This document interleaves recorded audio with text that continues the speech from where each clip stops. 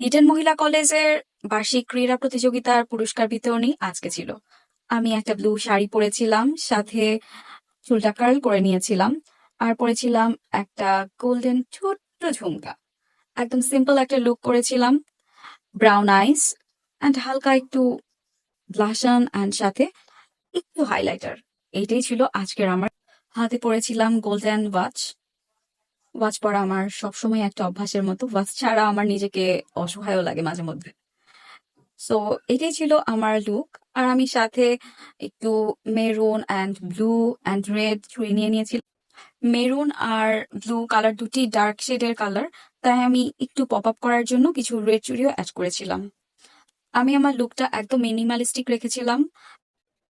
আমি প্রথম চুলে কার্ল করেছিলাম, এটা পরবর্তীতে একটু কম সময় স্টে করেছে, কিন্তু কার্ল বেশ সুন্দরই হয়েছিল। আমি প্রথম প্রথম করেছি সেই হিসাবে লুকটা